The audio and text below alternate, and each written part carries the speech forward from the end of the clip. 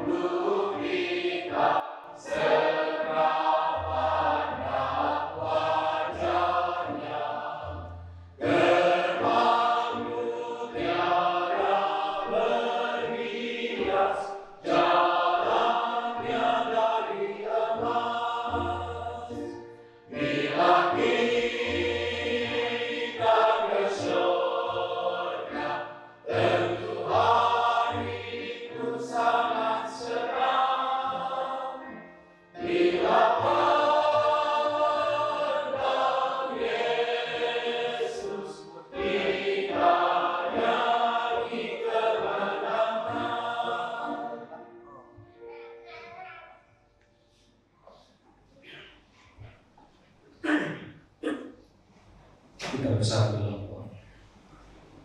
Terima kasih Yesus atas pengharapan yang Kau berikan kepada kami. Terima kasih atas perlindungan yang Kau sudah berikan sepanjang hari ini yang kami sudah lewati. Kembali kami ke hadirat Tuhan, menyembah memuji Engkau. Terlebih pada hari ini, pada malam ini, sekali lagi kami menyediakan hati kami, pikiran kami, untuk menerima berkat daripada firman Tuhan. Terima kasih Roh Kudus Tuhan yang sudah menyertai kami. Setiap anggota jemaat yang berada di ruangan ini, terlebih pembicara kami, Pendeta Ros, Engkau sudah pun berkati dia dengan hikmat kebijaksanaan dari surga. Terima kasih Bapa, oleh karena kuasa kegelapan Engkau tidak berikan peluang untuk mengganggu kami, tetapi kuasa Engkau yang kelihatan, bahkan kami memandang kepada Yesus. Terima kasih Tuhan, saat ini segala sesuatu dan doa ini kami serahkan ke dalam tangan-Mu yang penuh kuasa melalui Yesus. Amin. Amin.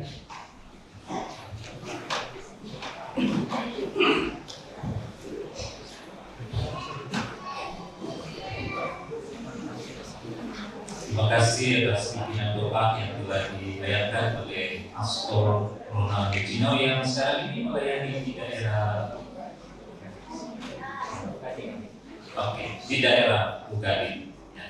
Dan senang sekali kita sekali lagi dapat berkumpul di gereja Nolotan.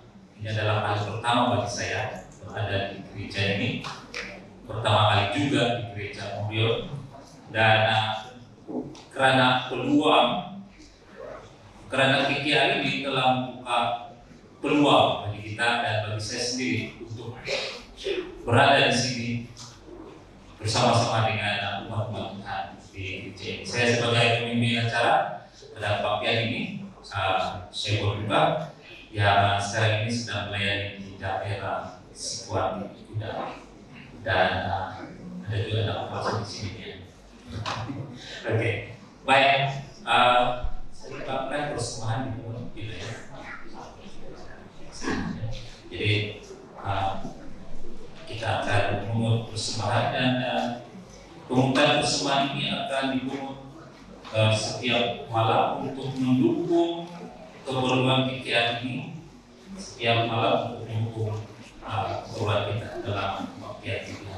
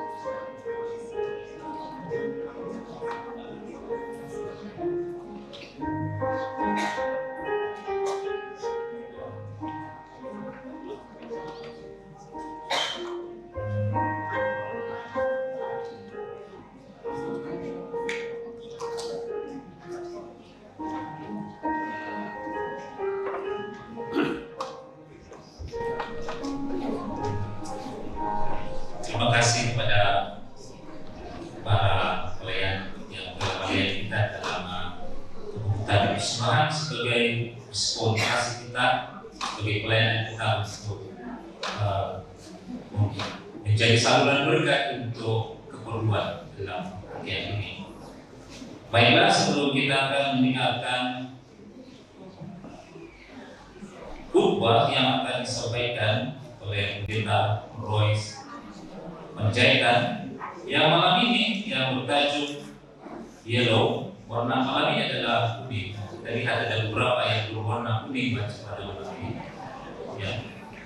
Dan temanya adalah genuine faith atau iman yang sejati. Tapi sebelum itu kita akan mengundang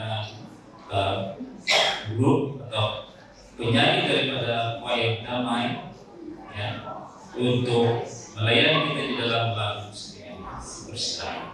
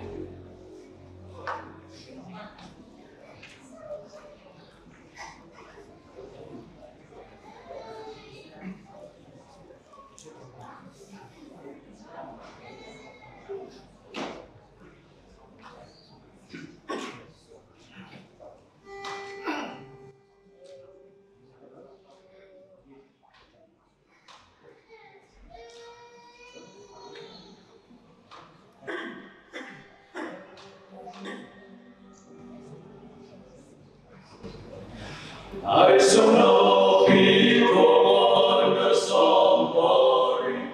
I shall not be commanded somebody. I shall not be commanded somebody. Soy rakalaga Yesus.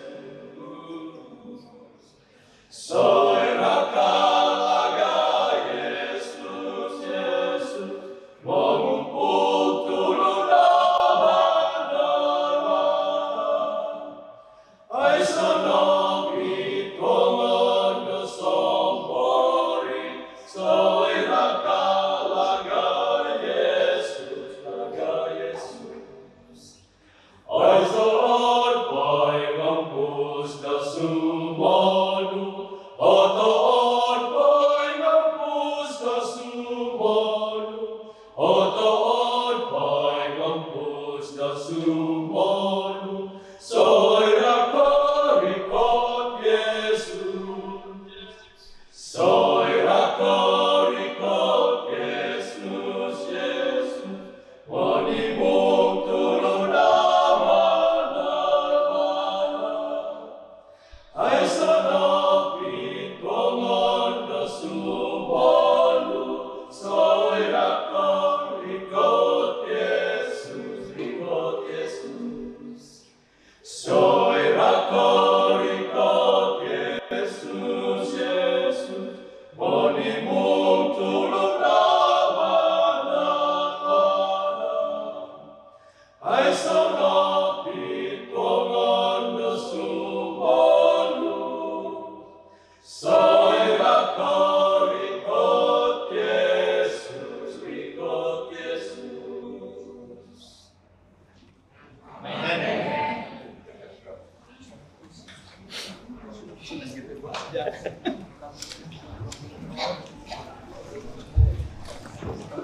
Puji Tuhan yang lalu tadi, Asono Woman, tiada lagi yang gelap, tiada lagi masa yang akan berakhir.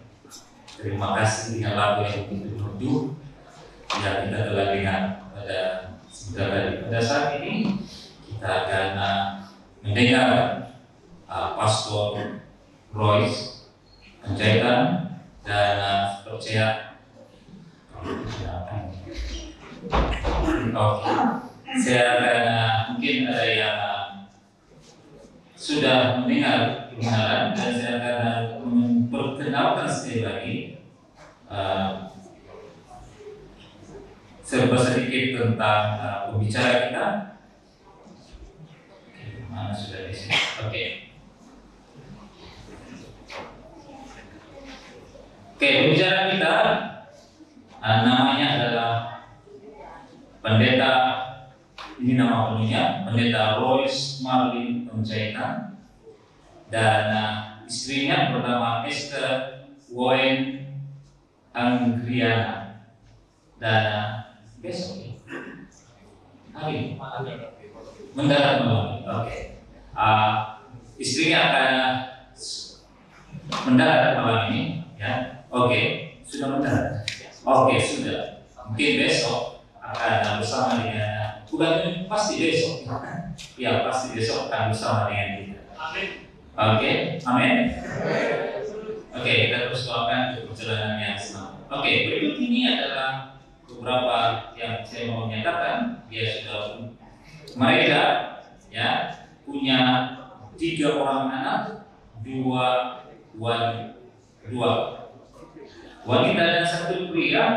Daerah pelayanan yang telah dilayaninya adalah pada 1999 hingga tahun 2002 telah melayani di West Java Conference, dari 2003 hingga 2005 di Central Java Field, kemudian 2007 hingga 2023 melayani di Jakarta Local Conference. Dan pendidikan adalah yang pertamanya adalah sarjana teologi di UNAI Bandung pada 1999, kemudian melanjutkan dalam program master MPhil di UNAI Bandung pada 2014, kemudian melanjutkan lagi dalam bagian kohort di MIS non-degree di IAS tahun 2021. Kemudian dalam aktivitas pelayanan dari 2019 dan 2022, Senior Pastor of Menteng Church, 2023 hingga sekarang ini melayani sebagai Church Pastor di Kelapa Gading. Dan pembicara kita ini juga adalah sebagai lecturer di SDIT Pematang Center dari 2022 hingga 2023. Demikianlah perkenalan saya, Pak Rikas. Dan saat ini saya persilakan Pastor Royce Menjaitan untuk menyajikan firman Tuhan.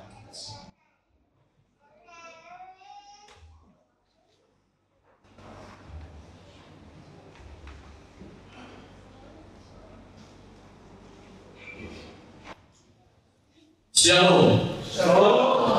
Kosong Petuo. Nunu kabar. Tuhan memberkati.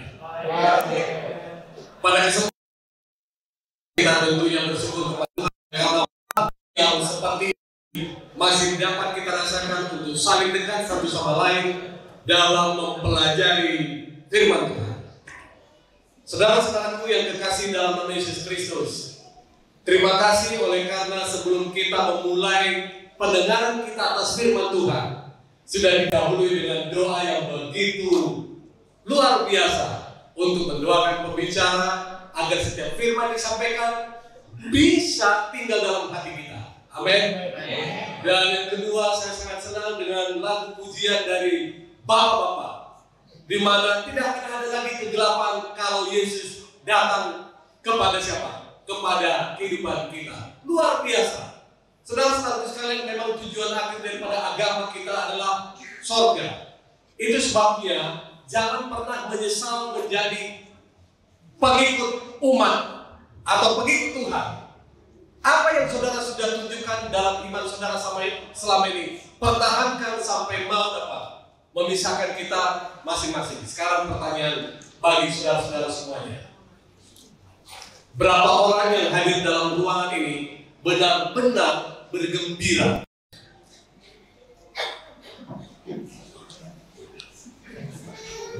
Wah, terima kasih. Terima kasih. Setiap kesaksian yang saudara berikan itu yang mendatangkan kebaikan, itu akan tercatat dalam buku kehidupan. Amin. Dan terima kasih juga atas perkenalan yang kedua kali yang sudah disampaikan oleh Pastor Shebon Buka. Luar biasa. Saudara-saudara sekalian, saya mau sampaikan, saya adalah simple pastor. Jadi tidak ada yang melekat dalam diri saya, hanya sebagai seorang pendeta biasa.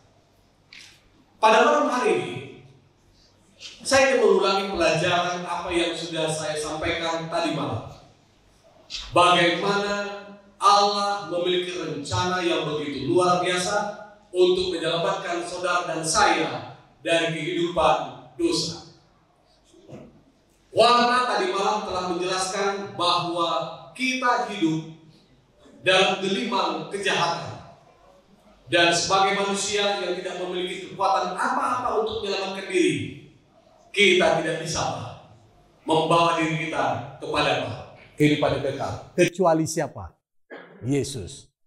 Itu sebabnya sebelum alam semesta ini ada, rencana keselamatan itu justru sudah dihasilkan.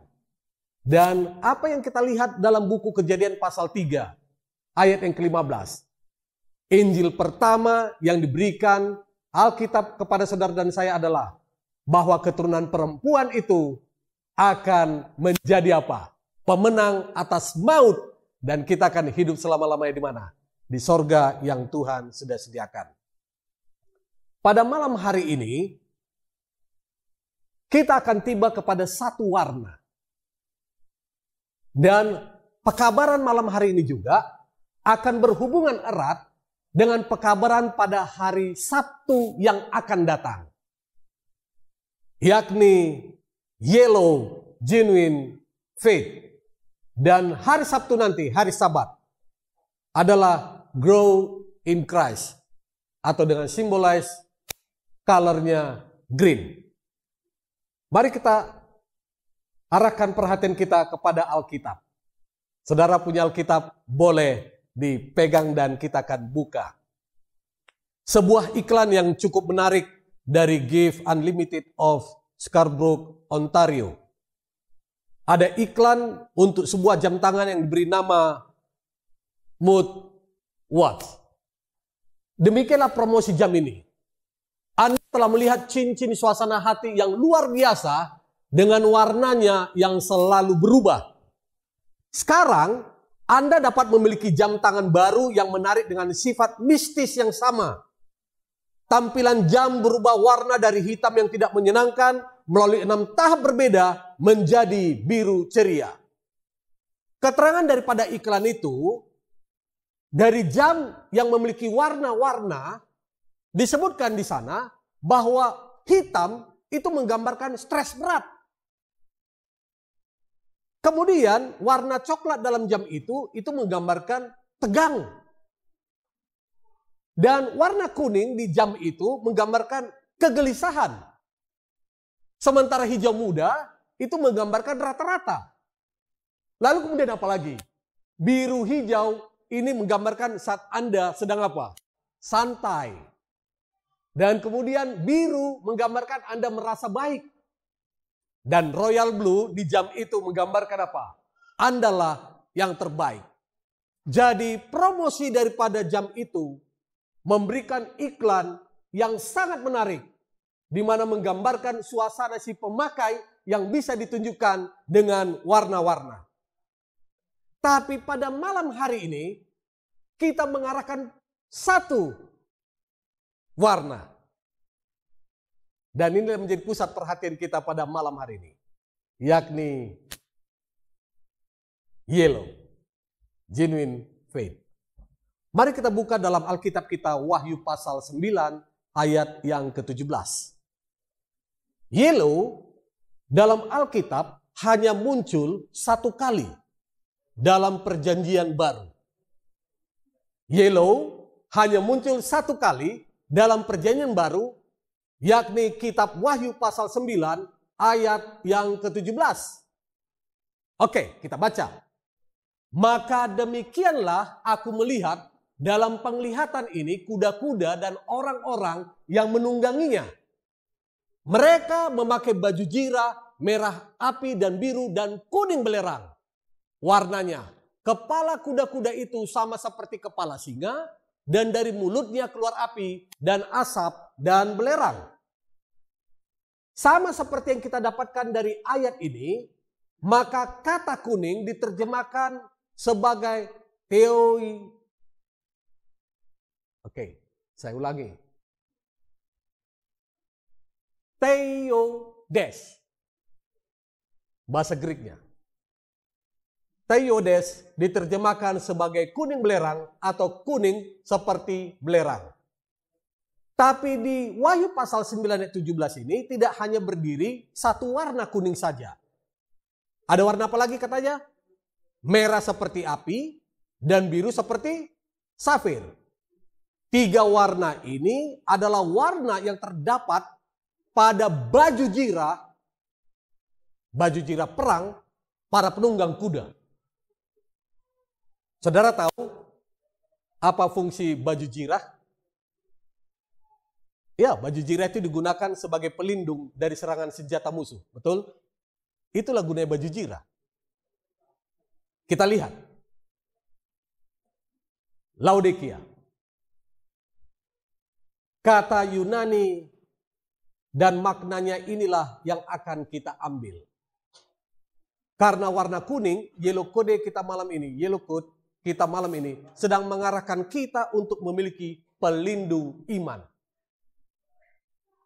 Yang walaupun dalam perkembangan yang Paulus buat, bukan perkembangan, perlambangan. Iman digambarkan seperti sebuah perisai. Sementara baju jirah adalah untuk gambaran keadilan. Ini dituliskan dalam Efesus pasal 6 ayat 14 dan 16. Kepada jemaat Laodikia yang tidak panas dan juga tidak dingin, yang suam-suam kuku, Yesus menegur keras, namun dia memberikan sebuah solusi, yaitu agar mereka membeli dengan gratis 3 hal dari Yesus untuk mengobati penyakit rohani mereka. Apa sajakah ketiga hal itu? Mari kita lihat dalam Wahyu 3 ayat 18. Mengenai yellow code. Aku menasihatkan engkau supaya engkau membeli daripadaku emas yang telah dimurnikan dalam api, agar engkau menjadi kaya, dan juga pakaian putih, supaya engkau memakainya agar jangan kelihatan ketelanjanganmu yang memalukan. Dan lagi minyak untuk melumas matamu, supaya engkau dapat melihat. Saudaraku sekalian, perhatikan, kita akan mempelajari kata Theiodes. Dihubungkan dengan pekabaran kepada jemaat Laodikia. Apa saja yang disuruh atau dimintakan oleh ayat dalam Wahyu pasal 3 yang ke-18 ini? Saudara, ini merupakan pengharapan kabar baik tentang adanya keselamatan melalui iman kepada siapa? Yesus. Jadi yellow itu merupakan adalah contoh iman yang menggambarkan kemurnian daripada umat-umat Tuhan untuk setia kepada siapa? Kepada Dia. Yang pertama adalah emas yang dimurnikan. Emas yang telah dimurnikan dalam api agar jemaat Laodikia itu menjadi kaya. Jadi, membeli emas dari Yesus justru bukan mengurangi uang kita. Melainkan dikatakan justru membuat kita menjadi kaya. Kenapa? Salah satu alasannya adalah karena kita membelinya, namun Yesus yang apa katanya? Membayarnya. Wah, luar biasa ya, gratis. Kemudian dikatakan lagi, saudara tahu melambangkan apakah emas itu? Emas ini menggambarkan iman yang bekerja dengan kasih. Dalam pengertian ini seperti yang kita sudah baca, dari apa yang Paulus katakan bersama Yakobus, seirama dalam menjelaskan iman sejati. Saudara-saudaraku sekalian, kita lihat apa yang disebutkan oleh Paulus dan Yakobus. Iman yang bekerja dengan kasih. Dalam Galatia pasal yang kelima 6 dikatakan, sebab bagi orang-orang yang ada dalam Kristus Yesus, hal bersunat atau tidak bersunat tidak mempunyai sesuatu arti, hanya iman yang bekerja oleh kasih. Lalu Yakobus pasal 2 ayat 5 katakan, dengarkanlah hai saudara-saudara yang kukasihi, bukankah Allah memilih orang-orang yang dianggap miskin oleh dunia ini untuk menjadi kaya dalam iman dan menjadi ahli waris kerajaan yang telah dijanjikannya kepada barang siapa yang mengasihi dia. Jadi emas warna kuning menggambarkan iman yang bekerja. Wah, luar biasa. Kemudian yang kedua, pakaian putih supaya tidak telanjang. Ini adalah lambang kebenaran Yesus Kristus. Menyebutkan bahwa pakaian itu berwarna putih berbanding terbalik dengan favorit color dari pakaian yang sering digunakan oleh orang-orang Laodikia. Apakah pakaian daripada orang-orang Laodikia dengan warna favoritnya? Saudara tahu, oleh karena Laodikia ini adalah kota yang kaya. Mereka suka memakai pakaian wol berwarna hitam. Tapi Yesus datang di sini dikatakan, pakaian putih supaya engkau tidak apa katanya? Telanjang. Jadi ini sangat contrary dengan apa yang dipakai oleh orang apa? Orang Laodikia. Perhatikan yang ketiga. Minyak untuk mengobati mata supaya dapat melihat. Sebenarnya kata minyak dalam Wahyu 3:18 ini diterjemahkan dengan kata kolourion. Kolourion yang berarti secara literal bukan saja minyak, tetapi lebih daripada kepada salap mata atau aisal yang dibungkus dalam gulungan kecil.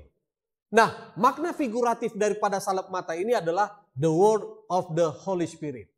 Jadi pekerjaan Roh Kudus. Pekerjaan Roh untuk mengobati kebutaan rohani kita.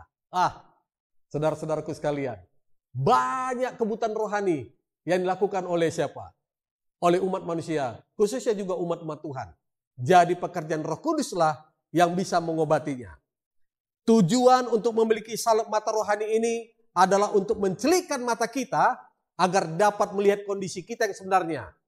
Karena sama seperti jemaat Laodikia yang tidak sadar diri, mengatakan dia kaya padahal sebenarnya dia miskin. Mengatakan dia berpakaian padahal sebenarnya telanjang. Mengatakan dia celik padahal sebenarnya buta. Itu sebabnya kita membutuhkan Roh Kudus yang dapat menolong kita agar kita sadar apa? Sadar diri. Sekarang, apalagi yang digambarkan oleh Yilo dengan genuine faith. Saudara-saudaraku sekalian, iman adalah sesuatu yang praktikal, bukan teori. Sekali lagi, iman adalah sesuatu yang praktikal. Malam hari ini seperti yang saya sudah sebutkan, pekabaran malam ini akan berhubungan pada hari Sabtu atau hari Sabat. Jadi kita akan mulai dengan episode yang pertama. Kita hidup dengan iman untuk mempraktekannya dalam hidup. Sebagai contoh, ketika saudara naik pesawat terbang, apakah saudara kenal siapa pilotnya? Kenal nggak? Terus kenapa mau naik? Kenapa? Berarti saudara percaya bukan? Percaya bukan? Ya. Jadi, kalau begitu, penerbangan ini akan membawa saudara sampai kepada tujuan. Padahal, ketika saudara dalam pesawat, saudara tuh berada di ketinggian awan-awan. Coba saudara arahkan pandangan saudara ke bawah. Bukankah itu sesuatu yang mengerikan? Tapi apakah kita akan komplain kepada pilot yang membawanya? Tidak. Pasrah saja. Kan gitu. Kita percaya. Betul? Dan kita selamat mendarat. Kalau turbulence, nggak mungkin loncat. Nggak mungkin. Kita tetap pasrah di dalamnya. Itu sebabnya naik pesawat sama dengan apa? Peti mati, kita mayatnya masih hidup. Kemudian yang kedua, saudara sedang berbelanja secara online, belanja online, senang ya? Banyak aplikasi belanja online. Apakah saudara kenal dengan penjualnya? Pernah lihat tokonya? Saudara, apa yang membuat saudara berani belanja online? Saudara hanya lihat ratingnya kan? Saudara percaya bukan? Kita nggak tahu rating itu muncul dari mana. Bisa saja dibuat-buat. 10 orang kasih komen ya, buat bintang 5. Orang kan percaya tuh. Kan begitu. Padahal di balik itu ada apa? Penipuan. Tapi kenapa kita tetap tertarik untuk belajar secara online? Percaya bukan? Percaya bukan? Ya. Yang ketiga. Saya merasa bobot badan saya naik. Hampir setiap saat tiada henti makan. Luar biasa. Tidak hanya tas saya nanti yang pulang itu kelihatan berat, badan saya juga berat. Sudah perhatikan. Senang makan di restoran bukan? Senang ya? Saudara kenal nggak chefnya itu? Saudara lihat nggak chefnya masak? Terus kenapa saudara makan? Ya? Percaya bukan? Saudara lihat restoran ini banyak kendaraan yang parkir. Wah, ini berarti restorannya enak. Kan begitu? Saudara-saudaraku sekalian, kita pesan makanan yang favorit.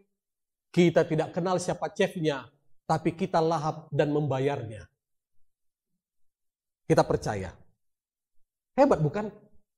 Begitu gampang kita untuk meletakkan kepercayaan dari hal-hal yang tidak kita lihat. Apalagi soal iman. Mari kita buka Alkitab kita, Kejadian pasal yang ke-24. Inilah episode pertama tentang iman yang akan saya bagikan kepada saudara-saudara. Kejadian pasal yang ke-24. Pekabaran ini saya khususkan kepada anak-anak muda di mana dapat hadir pada malam hari ini. Mengapa saya tertarik untuk memberikan pekabaran kepada anak-anak muda? Karena tadi malam saya melihat begitu banyak anak muda. Jadi pekabaran ini harus sampai kepada mereka betapa pentingnya mereka untuk membaca Kejadian pasal yang ke-24 ini. Berkaitan dengan iman. Latar belakang daripada Kejadian pasal 24 ini biasa saja, bukannya sesuatu cerita yang sangat luar biasa ataupun spektakuler. Tapi ketika kita baca secara pelan-pelan, maka kita dapat melihat sesuatu hal yang sangat mengasihkan. Mengapa asik? Oke, kita akan simak kisah ini. Sebelum kita lanjutkan dalam Kejadian pasal 24, maka kita lihat dulu dalam Kejadian pasal 15 ayat yang kedua. Cerita ini dimulai dengan kerinduan Abraham untuk mendapatkan calon menantu bagi siapa? Anaknya Ishak. Lalu dia bertanya kepada Tuhan, Tuhan, gak mungkinlah hartaku ini diwariskan kepada siapa katanya? Eliezer. Perhatikan Kejadian 15 ayat 2 dan 3. Gak mungkin Tuhan. Aku harus punya siapa? Menantu. Oke? Sampai di situ ya. Jadi Abraham mengadukan persoalannya kepada Tuhan tentang apa? Jodoh anaknya. Saya mau bertanya kepada orang tua. Orang tua yang anaknya sekarang sudah beranjak dewasa. Yang sebentar lagi punya pacar lalu menikah. Pernah nggak orang tua mendoakan anak-anaknya, baik yang laki-laki maupun perempuan, supaya dapat jodoh yang terbaik? Pernah? Amin. Pastor Shebon pernah berdoa untuk anak gadisnya supaya dapat jodoh yang terbaik? Ya, ada Pastor Junus Sepol ya, Dexon Sepol ya. Masih muda belia ya.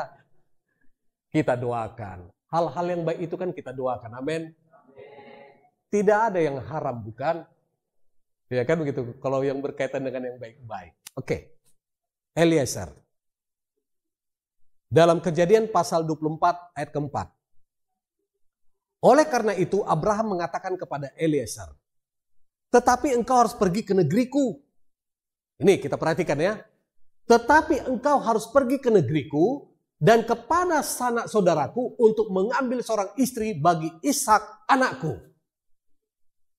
Siapa yang disuruh pergi? Siapa? Eliezer. Kemana disuruh pergi? Kemana? Negerinya siapa? Abraham. Oke, terima kasih.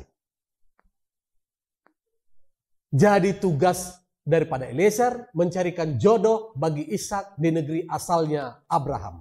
Pertanyaan, ini perlu kita tanyakan dalam Kejadian pasal 24. Mengapa harus di negeri asalnya Abraham? Dan mengapa harus dari keluarganya? Ini penting. Dalam tradisi Jawa, istri saya kebetulan orang Jawa. Dalam tradisi Jawa, untuk mencari pasangan kepada sang anak, maka diperhatikan bibit, bebet, bobot. Bibit, bebet, bobot. Saudara jangan tanya itu kepada saya. Tanya nanti itu kepada istri saya. Tapi paling tidak, 3 perkataan ini adalah bentuk kehati-hatian daripada orang tua untuk mencari pasangan yang terbaik bagi siapa? Anak-anaknya. Jadi sekali lagi saya akan memulai pertanyaan. Mengapa Abraham meminta Eliezer mencari jodoh kepada anaknya dari negeri asalnya dan juga harus dari keluarganya?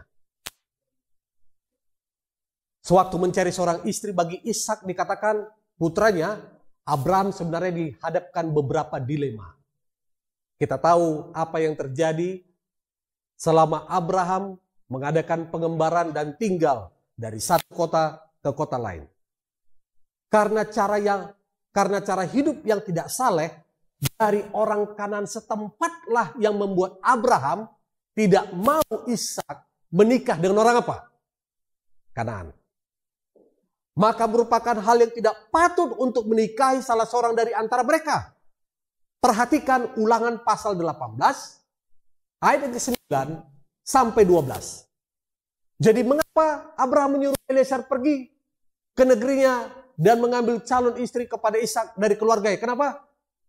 Karena kehidupan tanah Kanaan yang tidak apa? Tidak saleh. Itu sebabnya dalam sebuah komentar Alkitab, Seventh-day Adventist Bible Commentary, halaman 360, menjelaskan seperti ini. Sesuai dengan pengalamannya sendiri terhadap Hagar dan pengalaman keponakannya Lot, serta pengalaman anaknya yang lain yang bukan dari istrinya Sarah, yang telah mengambil istri-istri bukan dari negeri asal mereka, yang tentunya berbeda budaya, karakter, dan kepercayaannya, sehingga menimbulkan apa katanya? Masalah. Telah mengajarkannya bahayanya bersekutu dengan orang-orang yang bukan penyembah Allah yang benar. Jadi bisa kita lihat alasan Abraham untuk mencarikan jodoh kepada Ishak adalah oleh karena dia sudah melihat pengaruh-pengaruh yang buruk kepada apa? Lingkungan di mana dia tinggal. Para orang tua.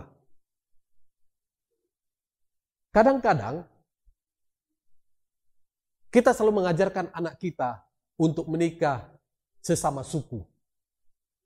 Udahlah, satu suku saja. Jangan suku yang lain. Begitu ya? Padahal si anak tidak suka dengan apa? Satu sukunya. Tapi si orang tua ini selalu menggenjot, udah satu suku aja. Perhatikan ini.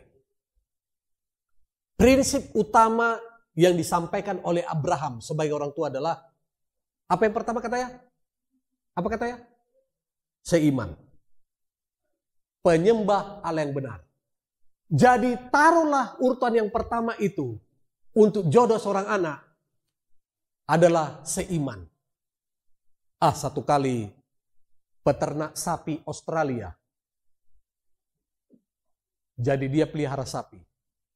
Dia kasih rumput hijau. Sapinya selalu mendongakkan kepala melebihi pagar. Dilihat rumput sana lebih hijau. Tidak dimakan rumput di dalam.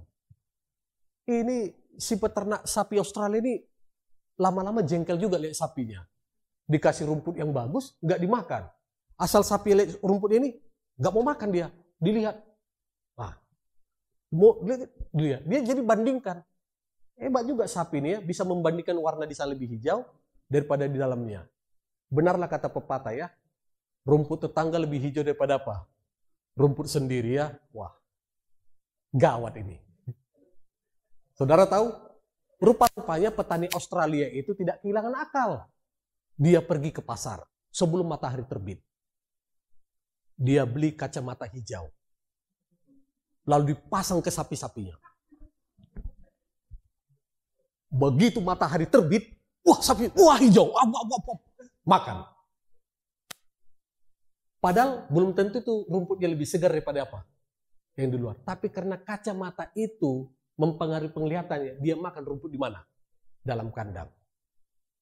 Kita punya kacamata. Supaya kita tidak tertarik kepada yang di luar, tetapi tertarik yang di dalam. Anak-anak muda, perhatikan ini. Jangan pernah lihat, Lee Min Ho. Jangan. Jangan, itu hanya sebatas kulit. Kalau tua juga sudah keriput. Jangan juga tertarik kepada model yang pemenang Miss Universe. Jangan. Kalau dia tidak seagama dengan kita, jangan ambil. Itu sebabnya landasan pertama kita adalah apa? Seiman. Amin. Oke. Karena beberapa pasal dalam buku Kejadian sudah menjelaskan ketika perkawinan yang tidak melihat garis keturunan, maka itu banyak menimbulkan masalah besar, baik dalam keluarga maupun pada masyarakat. Saudara bisa lihat dalam Kejadian pasal 6, bagaimana anak-anak Allah turun untuk menikah kepada anak-anak manusia. Luar biasa ya. Anak-anak Allah saja gagal karena menikah dengan anak-anak manusia. Saudaraku sekalian, itu adalah pelajaran lebih lanjut. Karena kita tahu anak-anak Allah itu siapa dan anak-anak manusia itu siapa. Itu ada pelajaran lebih lanjut. Tapi saya bisa memberikan pelajaran itu sekiranya saudara mengundang saya lagi. Amin. Propaganda ya. Ya. Ini bukan harap-harap cemas kan? Harap-harap bahagia ya. Oke, kita lihat. Yang kedua, mari kita buka Ibrani 11 ayat yang pertama. Karena Ibrani pasal 11 yang pertama berbicara tentang iman. Abraham memulai pencarian istri bagi anaknya dengan iman dan doa. Karena ini berbicara iman yang praktikal, jadi Abraham yang percaya Allah memulai pekerjaan ini dengan apa katanya? Iman dan doa. Siapa di sini yang pernah lihat Yesus? Seriuslah. Lalu kenapa bisa saudara percaya? Iman. Luar biasa. Bagaimana menggambarkan Yesus dengan iman? Apa kata Alkitab? Anak muda yang kaya raya datang kepada Yesus. Guruku yang baik. Bagaimana caranya supaya aku selamat? Lalu kata Yesus, yang baik itu cuma satu. Siapa katanya? Bapa di sorga. Apa yang kau ketahui?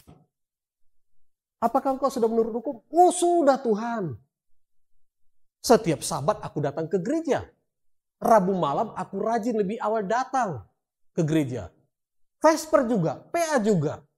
Lalu apa lagi kata Tuhan? Aku memberikan persepuluhan dan persembahan. Bagus. Lalu apa lagi? Aku berpuasa 2 kali seminggu, Senin dan Kamis. Bagus. Apalagi kata Tuhan? Menghormati orang tua. Bagus.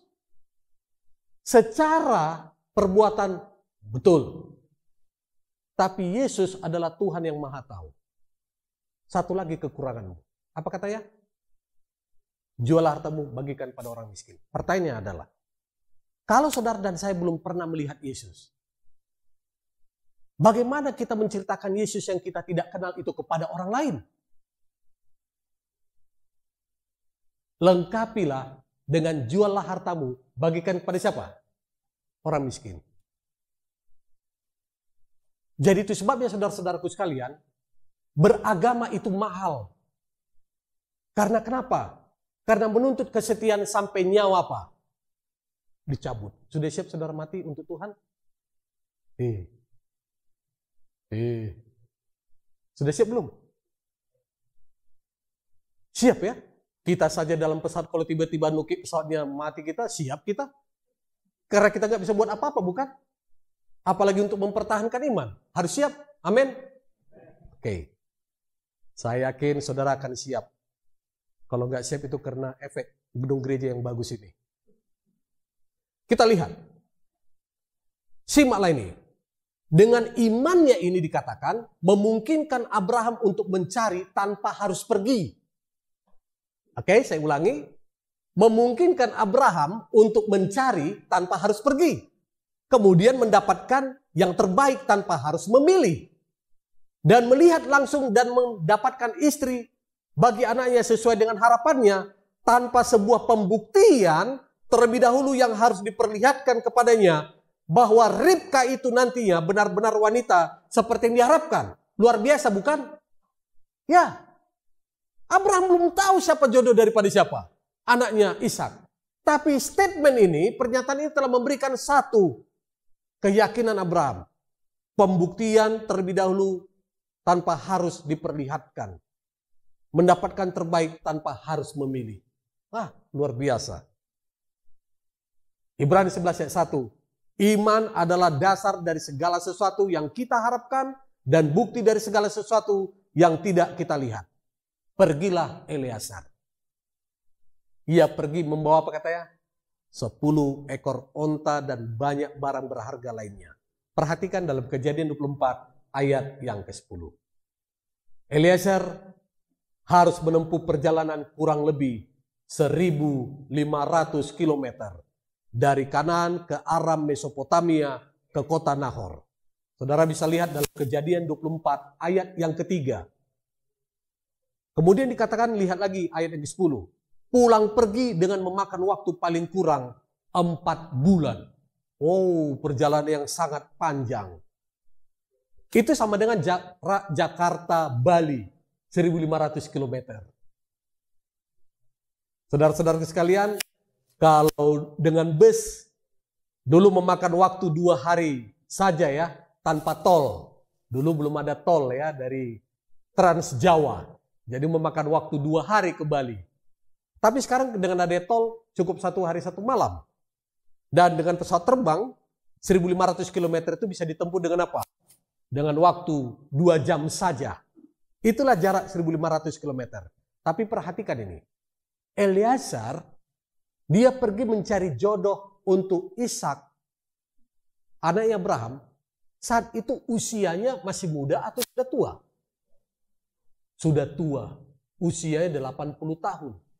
Tentulah ini bukan pekerjaan yang gampang bagi orang sepuh seperti Eleazar untuk mencari jodoh.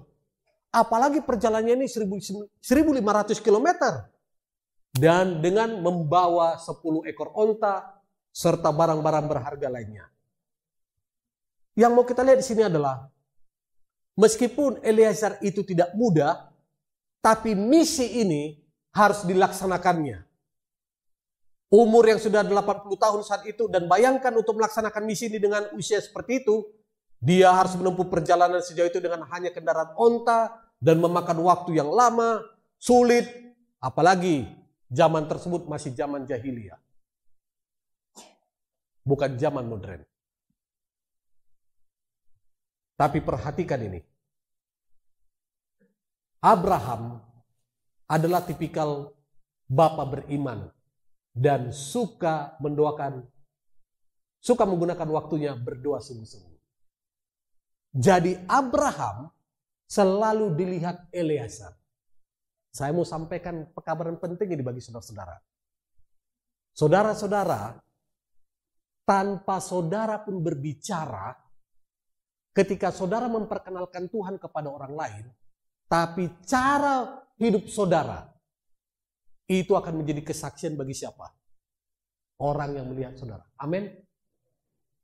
Kita tidak tahu apa yang sedang terjadi ketika kita berbuat. Apakah efeknya bagus atau tidak? Tapi itulah yang tidak disadari seorang bapak tua India. Bapak tua India ini orang miskin. Pekerjaannya setiap pagi dan sore adalah mengangkat air. Tapi karena miskin dia hanya memiliki ember yang bocor. Jadi dia tidak punya uang untuk mengganti embernya. Dia harus naik ke atas bukit, isi air, lalu dia bawa ke rumahnya. Air itu yang tadinya penuh tinggal apa? Setengah, lalu dia taruh ke baknya. Begitulah setiap hari. Tapi dia tidak punya uang untuk mengganti embernya. Pada satu minggu pagi dia bangun. Waktu dia bangun, dia mengarahkan pandangannya di setiap perjalanan hariannya. Pada waktu dia mengarahkan pandangan, dia lihat ternyata setiap kali dia jalan, butiran-butiran air atau tetesan-tetesan air yang jatuh itu telah memberikan kehidupan bagi setiap tanaman yang dilaluinya itu. Dan saudara tahu, dia lihat warna-warni yang begitu indah, yang bisa membuat matanya begitu apa? Teduh. Dan aroma bunga yang mengeluarkan bau semerbak yang bisa menenangkan hatinya. Luar biasa saudara-saudaraku sekalian. Jadi apapun keadaan kita, biarlah kita seperti bapak tua India yang secara tidak sadar kita meneteskan butiran-butiran kebaikan untuk memenangkan apa?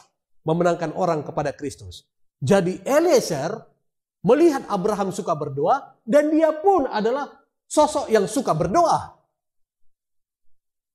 Dan pelajaran pertama yang mau kita simak di dalam pelajaran ini adalah doa bukan hanya memberikan apa yang kita harapkan, tapi doa juga bisa mengatasi segala rintangan, kendala yang mengganggu pikiran kita untuk mendapatkan apa yang diharapkan. Ia berdoa.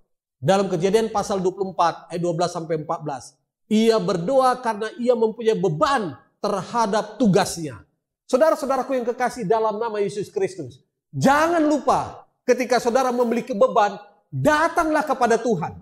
Gunakan waktu dan pergilah ke tempat tersembunyi di mana saudara bisa bebas mengungkapkan perasaan saudara. Dan Alkitab katakan, tempat tersembunyi, solitary place. Tempat tersembunyi itu adalah tempat yang begitu nyaman untuk dapat mengadukan segala persoalan kita kepada siapa? Tuhan. Jangan datang kepada pendeta. Pendeta juga manusia. Jangan datang kepada ketua-ketua jemaat. Mereka juga manusia. Jangan datang kepada majelis. Karena mereka juga manusia. Itu sebabnya pepatah katakan, tembok pun bisa apa katanya? Bisa bicara. Betul? Tembok pun bisa bicara. Tapi datanglah kepada siapa? Kepada Tuhan. Eliezer meminta tanda dalam doa. Ia bukan meminta tanda sembarangan. Tidak. Dalam permintaan tanda ini sebetulnya terselip persyaratan tertentu tentang gadis itu. Karena gadis yang mau memberi minum unta-untanya pasti adalah orang yang ramah, baik hati, suka menolong, dan rajin serta sehat. Itu rupanya kriteria daripada apa yang dipikirkan Eliezer. Karena sudah sampai di satu tempat, perjalanan 2 bulan, tentulah lemas. Betul? Bukan hanya Eliezer yang lemas, tapi onta-ontanya. Jadi pada waktu berhenti, Eliezer berharap, kalau ada yang peduli kepada onta dan aku, lalu dikatakan ramah, baik hati, suka menolong, dan rajin serta sehat, udah itulah dia. Dan itu sama seperti umat-umat Tuhan, Sabah, yang begitu memiliki sifat seperti ini. Ramah, baik hati, suka menolong, rajin serta sehat. Luar biasa. Kenapa bilang? Ingat, bahwa onta adalah binatang padang pasir yang tahan haus karena ia mempunyai tangki air. Betul? Ya. Tetapi ini juga menyebabkan kalau onta itu mendapatkan kesempatan minum, ia akan minum banyak sekali sekaligus untuk mengisi tangki airnya. Oke, sampai situ sudah mengerti ya?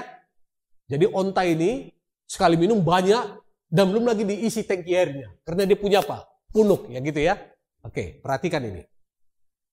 Dan hamba Abraham itu membawa 10 ekor onta. Wow, bayangkan berapa banyak air yang dibutuhkan oleh siapa? Onta ini. Kejadian 24 ayat 10. Kalau gadis itu bukan orang rajin bekerja, pasti ia tak akan mau memberi minum onta-onta itu. Oh, rupanya sampai situ pikiran Eliezer. Kalau gadis itu nggak rajin, nggak rajin kerja, pasti mungkin onta-onta nggak diberi minum, betul? Kan gitu. Oke. Tapi kalau gadis itu juga nggak sehat, nggak mungkin dia akan kerjakan itu.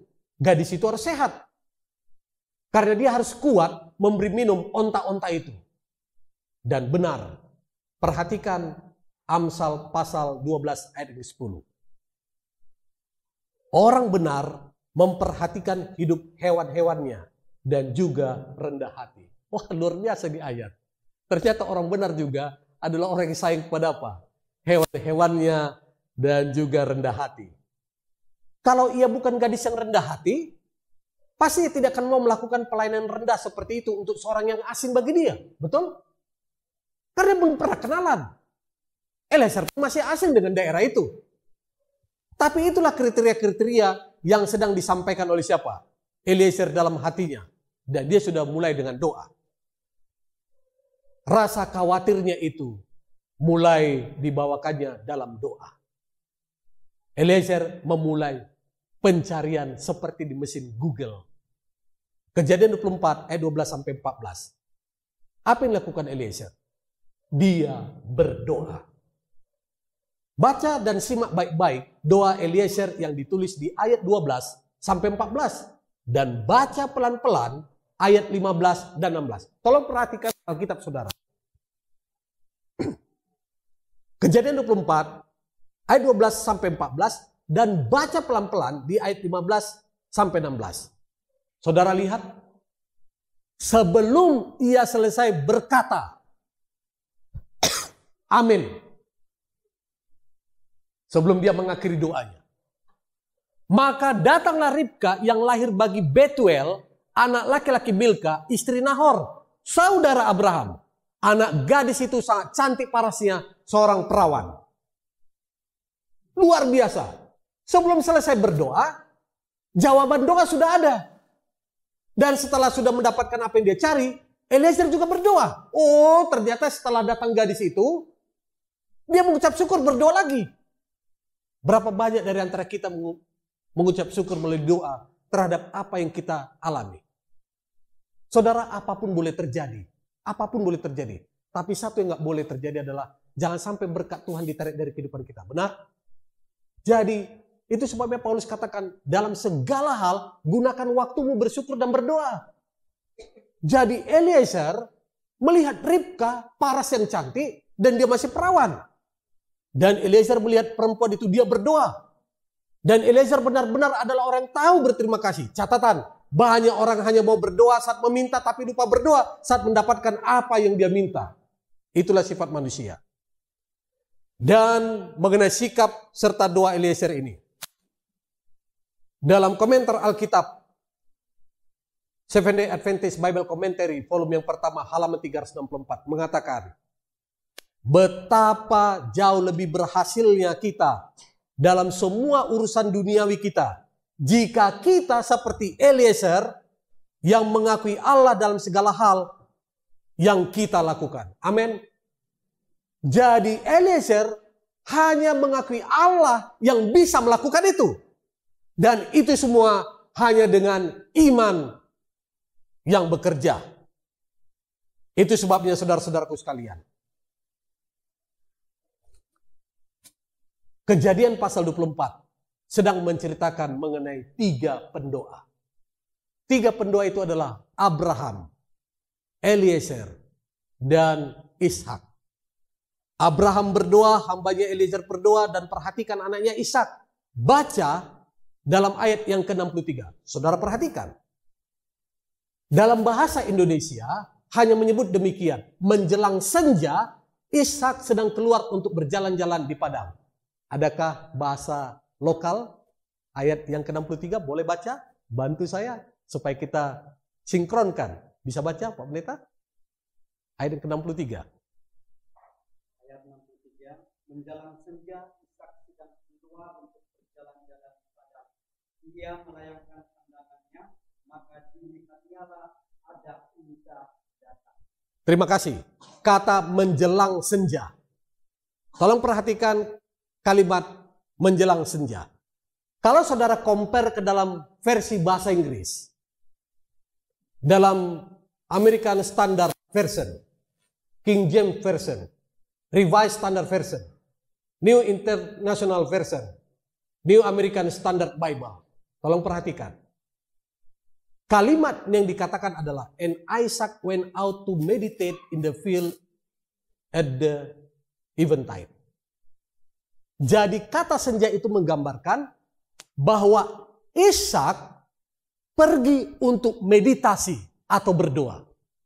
Luar biasa.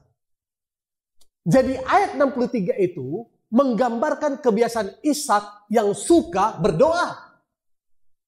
Jadi saudara-saudaraku sekalian, gunakan waktu untuk suka berdoa. Amin. Jangan pada waktu bokek kita berdoa.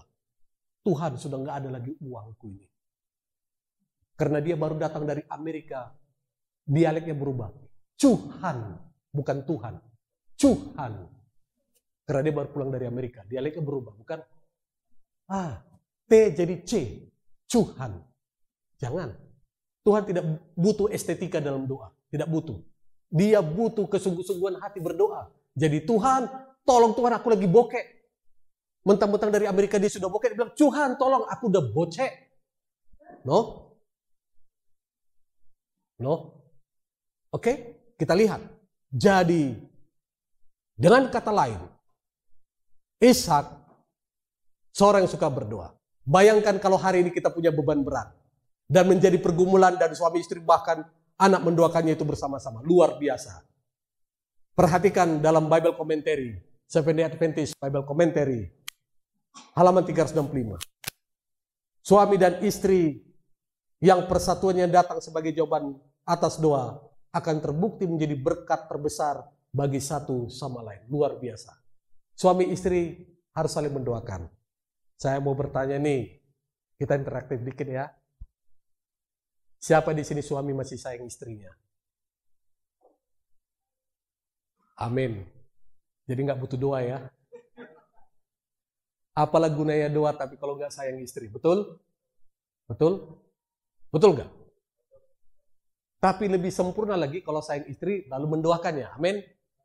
Saya mau tanya ini para suami, berapa kali Anda mendoakan istri Anda? Berapa kali? Setiap hari? Oh, luar biasa. Sekarang kepada istri. Ada yang masih senang dengan suaminya sekarang? Masih ya? Kan biasanya kalau istri-istri sudah menikah terlalu lama dengan suami, dia akan lihat, banyak omong lu. Dulu-dulu kan digombalin kan gitu kan? Dulu-dulu dirayu-rayu kan gitu kan? Sampai-sampai dikasih apa? Mawar. Lalu puisi seperti ini. Bukan aku tak mau membuka lembaran baru bersamamu. Cie-cie kan gitu kan? Tolong beri aku waktu sampai aku tahu kasihmu tulus tak terbagi hanya untukku. Wah, si wanita itu langsung apa? Seperti nggak menginjak tanah, bukan? Karena sudah dirayu dengan puisi. Tapi begitu menikah 5, 10, 15 tahun, 20 tahun, dia lihat perangai suaminya. Berbeda ya kamu seperti yang dulu. Sekarang, ibu-ibu masih kuat nggak dengan suaminya? Yakin? Sayang nggak sama suaminya? Sayang? Lalu doakan nggak suaminya itu? Betul? Aduh, luar biasa. Itu sebabnya tidak ada rumah tangga yang bercerai di dalam apa? Kebenaran ini. Amin. Jangan ada rencana. Jangan ada. Kalau ada rencana, jauhkan itu. Oke? Inilah dia. Jadi itu sebabnya dikatakan berdoa suami dan istri. Dan perhatikan ini. Ribka adalah jawaban doa atas 3 orang. Dan berbeda dengan kisah rumah tangga ayah dan ibunya Abraham dan Sarah ataupun anak-anaknya Yakub dan Esau, rumah tangga Ishak dan Ribka tidak pernah dicatat Alkitab bermasalah dan penuh percekcokan. Tidak pernah. Luar biasa bukan? Satu-satunya rumah tangga yang dicatat Alkitab tidak memiliki apapun masalah adalah rumah tangga siapa? Ishak sama Ribka. Mereka tidak bercerai. Mereka tidak memilih pasangan lain lagi seperti kebiasaan Abraham. Tidak. Rumah tangga mereka rumah tangga samawa. Tahu itu samawa? Sakinah, mawaddah warahmah. Wow, luar biasa ya. Andaikan saja rumah tangga kita seperti daripada rumah tangga Ishak dan Ribka. Meskipun nama kita tidak terdapat dalam Ibrani pasal 11 untuk menceritakan kisah-kisah pahlawan iman. Tapi dalam penutupan sejarah dunia ini, ketika saudara didapati beriman, maka nama saudara akan tertambah di buku imamat. Bukan imamat, Ibrani pasal 11. Amin. Ya. Itu sebabnya perhatikan ini. Rumah tangga Ishak adalah rumah tangga yang selama-lamanya bahagia. Wow, luar biasa. Apa yang menyebabkan itu semua terjadi? Iman yang mengenal Allah. Jadi iman membuat kita mengenal Allah dan tahu apa yang Allah mau lakukan bagi kita. Apa yang Allah lakukan itu pastilah hal-hal tertentu yang sesuai dengan karakter Allah. Allah akan menepati janji-janjinya dalam kehidupan kita asal kita mau menuruti kondisi yang ditetapkannya. Pastikan kita mendengar panggilan Allah dan menuruti kehendak Allah. Iman sejati akan membuat kita mampu mengatasi pertentangan dalam pikiran, pertentangan dalam batin, pertentangan dalam keinginan, pertentangan dalam ketidaknyamanan, pertentangan dalam ketidakpenurutan. Imanlah satu-satunya kunci atas jawaban tersebut. Dan hasil doa merupakan bentuk iman dan perbuatan yang ditunjukkan oleh seorang Abraham yang suka berdoa. Saudara-saudaraku sekalian, pada malam hari ini kita sudah melihat betapa pentingnya iman dan perbuatan. Bukan hanya secara teori. Oleh karena pekabaran ini akan berhubungan dengan pekabaran di hari Sabat. Saya ulangi. Berhubungan dengan pekabaran hari Sabat mengenai grow in Christ. Jadi kita masuk dalam episode pertama, betapa iman membutuhkan doa dan apa? Atas semua pekerjaan dan perbuatan kita. Itu sebabnya dikatakan kita sedang mencari apa yang kita butuhkan. Dan kita butuhkan Tuhan. Kita tidak tahu apa yang terjadi di hadapan kita. Pada waktu satu kali, sebelum air bah turun. Rupa-rupanya, Nuh bersahabat dengan Bapak John. Nuh bersahabat dengan Bapak John. Mereka ini senang makan bersama-sama, ya, mereka juga senang bermain, ya, karena mereka sudah akrab sekali. Satu kali Bapak Nuh datang kepada Bapak John, tetangganya ini. John, ini ada pekabaran Tuhan datang kepada saya. Tapi saya tidak mau untuk saya saja, saya harus bagikan ke kamu. Apa itu? Katanya sebentar lagi ada air bah. Kata Bapak Nuh, apa sih air bah itu? Itu loh air. Air, kan akan curahkan air. Untuk apa? Menutupi manusia, menutupi bumi yang berdosa dengan dosa manusia. Aku belum pernah mendapatkannya. Nah itu dia. Sekarang aku kasih tahu, kata Bapak Nuh. Lalu Bapak John ini berpikir dalam rumahnya, apa yang disampaikan oleh Bapak Nuh ini? Esok harinya mereka kembali bertemu. Nuh, betul. Pekabaran Tuhan itu datang kepadamu. Bahwa akan ada air bah. Betul. Terus apa kata Tuhan sama kamu? Katanya sih kita harus buat batra. Terus di mana? Buat baterai di gunung. Gila lu. Kok di gunung? Bukannya di laut. Di tepi pantai kita buat perahu. Bukan, ini di gunung kata Tuhan. Oh gitu. Yuk bantu ya. Oke. Kita cari tukang. Ayo. Nuh dan Pak John mulai keliling cari tukang. Ayo, bantu kerja. Oh, orang senang. Buat bahtera. Mereka buat perahu besar. Bekerja sama. Sepanjang tahun, bukan hanya 1 tahun. Bukan hanya 10 tahun. Bukan hanya 50 tahun. Bukan juga 100 tahun. Tapi 120 tahun. 120 tahun itu hanya dicatatkan dalam buku Alfa dan Omega. 120 tahun itu hanya dicatatkan dalam buku Alfa dan Omega. Ketika mereka bekerja untuk membuat perahu yang besar itu. Aku katakan, Pak John, Tuhan bilang kalau mau selamat pada waktu datang air bah, naik ke perahu. Wah, masa sih? Iya. Memang kelihatannya perahu ini besar. Tapi siapa aja masuk dalamnya? Lu bilang, Tuhan bilang sama saya, binatang-binatang juga harus masuk. 7 pasang yang halal, 1 pasang yang haram. Oh gitu. Nah terus kita di mana? Ya kita masuk aja nanti. Nah kamu ikut ya, supaya kamu selamat. Begitulah pekabaran lu setiap hari kepada Bapak John. Tapi Bapak John merasa, ini kan buat perahu di atas gunung. Masa sih airnya bisa sampai sini lu? Selalu ragu dan ragu dan ragu kepada diri Pak John. Tapi Nuh ingat pekabaran Tuhan tuh harus masuk pada siapa? Pada Bapak John. Nuh selalu mengabarkan bukan hanya kepada Pak John, kepada masyarakat sekitarnya. Sementara bekerja membangun Bahtera, sementara orang lain mentertawakannya dan mengejek dia, Nuh katakan, ayo masuk Bahtera. Satu kali istrinya Pak John datang kepada Pak John. Kamu terlalu percaya sama bapak tua itu. Konyol tahu. Kamu jangan ikut-ikutan dengan dia deh. Terlalu banyak kau bicara sama dia. Sudah, stay aja di rumah. Tapi Pak John katakan, enggak istriku, ini benaran. Sebentar lagi air bah. Ayo. Istri bilang, tidak.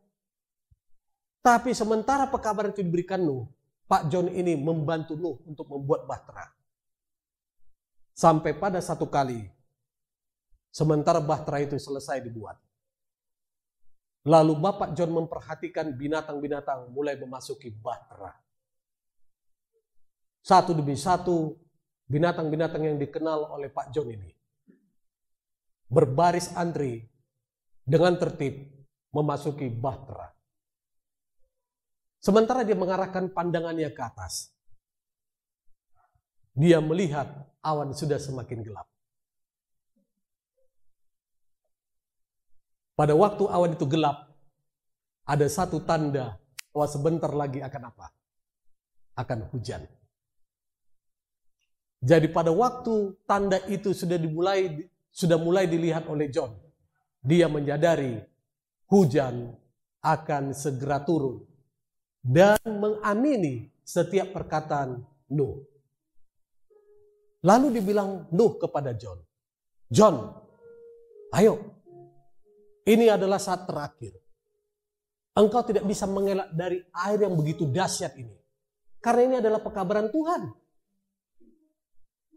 Lalu John, oke, kalau begitu Nuh tunggu. Saya harus pulang dulu ke rumah. Ngapain? Aku mau tarik istri dan anak-anakku. Lalu John pergi secepat kilat untuk turun ke rumah. Dan memanggil istrinya, istriku, anak-anakku. Apa pi? Ayo, ini sudah gelap. Sebentar lagi hujan. Air bah akan datang. Ayo. Kemana? Ke atas gunung naik Bahtera. Pi, sebentar Pi, masih ngantuk Pi. Tidak, ayo.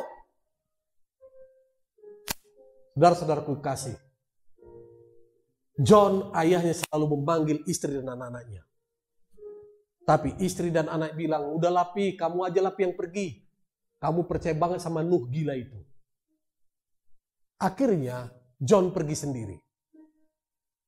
Pada waktu semua binatang itu sudah masuk. Dan tinggallah keluarga Nuh yang antri untuk masuk kapal Bahtera itu. Dan sementara hujan sudah turun perlahan-lahan. Dan semakin deras dan semakin deras. Bukan hanya air dari atas. Tapi air dari dalam tanah juga mulai keluar. John tahu sebentar lagi bencana.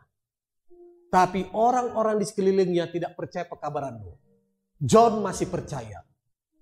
Lalu kemudian di terakhir kalinya ketika dalam Bahtera itu. Sementara pintu Bahtera itu belum ditutup. Nuh katakan, John, Mari John, aku masih rindu kepada istri dan anakku. Bagaimana itu Pak Nuh? Engkau sudah memanggil mereka bukan? Sudah.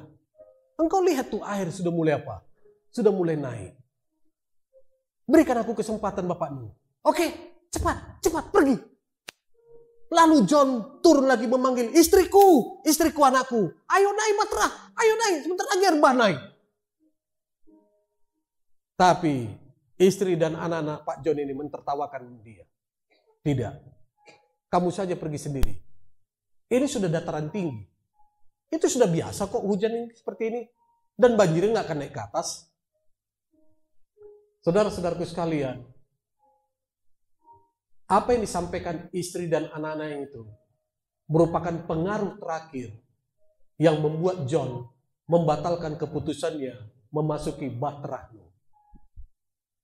Pada saat di atas Bahtera, sementara masih berada di tangga, Nuh katakan, John, ayo masuk, sebentar lagi kita apa? Kita akan melewati masa-masa sulit karena pintu ini akan ditutup oleh Tuhan. Lalu Nuh mencoba menarik tangan daripada John, tapi John menolaknya. Begitulah usaha Nuh untuk menyelamatkan daripada John, tapi John selalu melawan untuk tidak apa? Ditarik ke dalam perahu. John katakan, Nuh, aku lebih percaya kepada istri dan anak-anakku karena aku sayang kepada mereka. Lalu Nuh katakan, John, sudah 120 tahun kita bersama-sama membangun Bahtera ini. Kalau engkau mempunyai keputusan seperti itu, aku tidak bisa berbuat apa-apa lagi. Pada waktu Nuh memasuki Bahtera, dan terakhir kali dia memandang wajah sahabatnya itu, Bapak John, dia pun masuk ke dalam Bahtera itu, dan John mulai menuruni tangga daripada Bahtera. Saudara-saudaraku yang kekasih dalam Yesus Kristus, Tuhan menutup pintu Bahtera itu. Pada waktu Tuhan menutup pintu Bahtera itu, air dari atas dan dari bawah semakin deras. Semakin deras dan semakin deras. Rasa kekhawatiran mulai menyelimuti John dan juga istri dan anak-anaknya, bahkan orang-orang lainnya. Mereka yang tadi mengejek Nuh bahwa air bah itu adalah pekabaran kosong, tapi mulai merasakan bahwa benar-benar ini bah terjadi. Dan Tuhan telah merancangkan niatnya untuk melakukan bagaimana hukuman kepada manusia itu dilaksanakan. Saudara-saudaraku sekalian, hujan itu tak berhenti turun. Air itu terus naik, terus naik, terus naik, sampai pada akhirnya di puncak bukit tertinggi. John teriak, Nuh tolong Nuh, Nuh tolong Nuh. Aku percaya sekarang pekabaran itu. Tapi Nuh katakan, aku tidak bisa berbuat apa-apa lagi kawan. Karena Bahtera ini bukan aku yang tutup. Tapi siapa? Tapi Tuhan. Saudara-saudaraku sekalian, iman yang bagaimanakah yang saudara tunjukkan pada malam hari ini? Ada satu lagu yang sangat menarik sehubungan dengan pekabaran tentang iman di tempat yang lebih tinggi. Berapa banyak dari antara saudara percaya bahwa saudara akan bertemu dengan Yesus lebih tinggi daripada dunia yang kita diami ini? Kita akan terbang bersama menuju sorga. Kita tidak akan pernah lagi melihat dunia yang penuh kesakitan, bahkan kematian. Tapi kita akan memandang Allah yang hidup, yang akan membawa kita kepada dunia yang lebih baik, yang tidak ada air mata. Dan satu-satunya adalah memasuki Bahtera yang dimintakan oleh Tuhan untuk kita masuki. Sementara kita diiringi dengan instrumen. Mari sejenak kita menundukkan kepala kita, mengingat kasih Tuhan yang luar biasa. Bagaimana pengorbanannya yang telah dibentangkan bagi kita.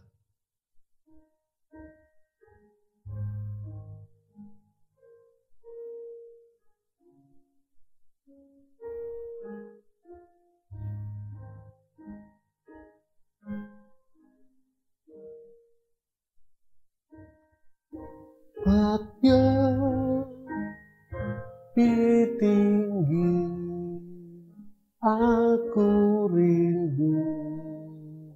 mau berdiri. Tuhan, angkatlah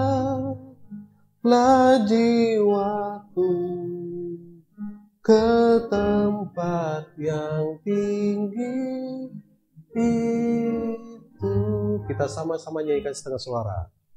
Tuhan, angkatlah jiwaku lebih dekat kepadamu.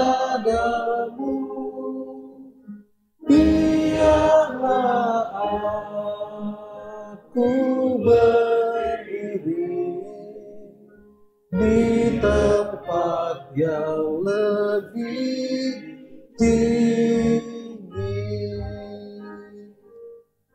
Aku mendaki gunungnya dan lihat cahaya mulia, dan oleh aku ke tempat yang tinggi itu. Tuhan, saudara-saudaraku sekalian,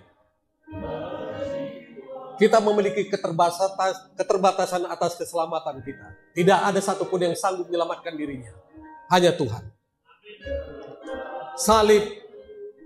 Salib telah dipertontonkan kepada saudara dan saya untuk menjadi pelajaran penting betapa kita membutuhkan Tuhan. Tuhan sudah mati. Dia hanya satu kali mati. Tidak ada cara lain untuk kita selamat kecuali kita mendapatkan yang terbaik dari pengorbanannya. Saudara-saudaraku sekalian, saya mengajak kita untuk dapat berdiri.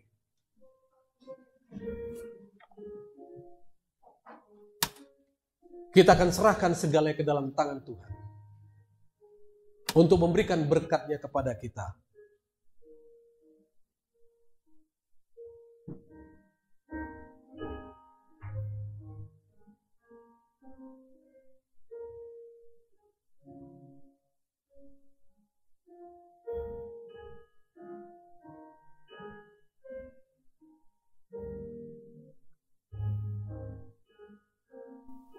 Tuhan, angkatlah jiwaku lebih dekat kepadamu. Biarlah aku berdiri di tempat yang lebih tinggi. Bapa di sorga, terima kasih ya Tuhan atas malam hari yang indah ini. Sekali lagi firman-Mu mengajarkan kami bagaimana kami menggunakan iman dan percaya kami untuk menghasilkan buah-buah roh dalam perbuatan kami. Kami tahu ya Tuhan, kami hanya bisa diselamatkan melalui anugerah-Mu. Karena kami tidak dapat menyelamatkan diri kami karena dosa yang ada pada kami.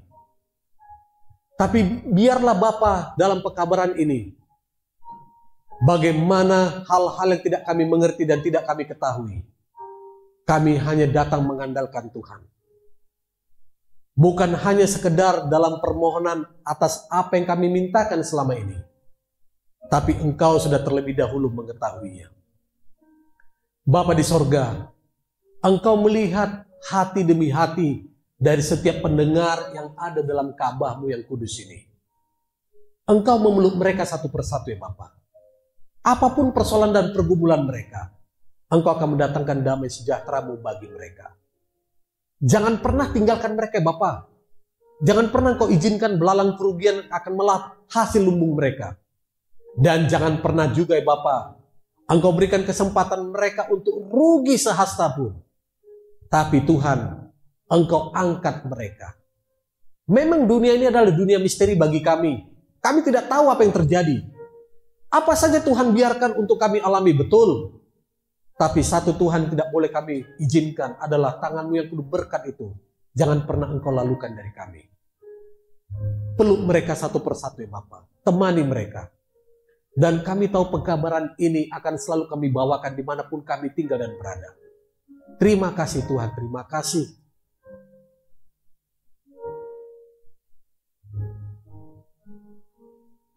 Tuhan Engkau jiwaku lebih dekat kepadamu, biarlah aku berdiri di tempat yang lebih tinggi.